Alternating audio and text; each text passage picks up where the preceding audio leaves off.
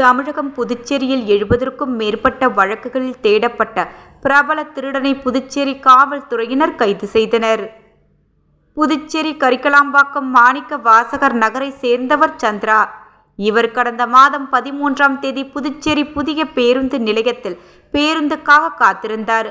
அப்போது அங்கு வந்த நபர் ஒருவர் சந்திராவிடம் ஆதார் கார்டு கொடுத்தால் இலவச பேருந்து பாஸ் வாங்கி தருவதாக கூறியுள்ளார். தொடர்ந்து புகைப்படம் எடுக்க வேண்டும் என்று சொல்லி அவரை மறைமலை அடிகள் சாலையில் உள்ள தனியார் ஜவுளிக்கடையின் அருகே அழைத்து சென்றுள்ளார். அங்கு வெள்ளை தாளில் அந்த மூதாட்டியிடம் கையெழுத்து போட சொன்னதுடன் அவர் அணிந்திருந்த செயின், மோதிரம் ஆகியவற்றை கழற்றி கொடுங்கள், பார்த்துவிட்டு தருகிறேன் என்று கூறியுள்ளார்.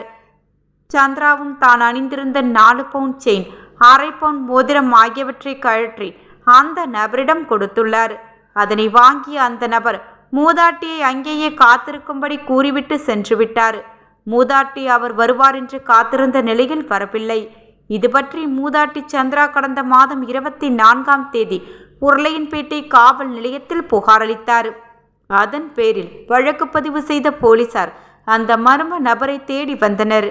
விசாரணையில் அந்த நபர் திருச்சி பேருந்து நிலையத்தில் இருப்பது தெரியவந்தது. இதையடுத்து அங்கு சென்ற போலீசார் அவரை கைது செய்து புதுச்சேரி அழைத்து வந்து விசாரணை நடத்தினர்.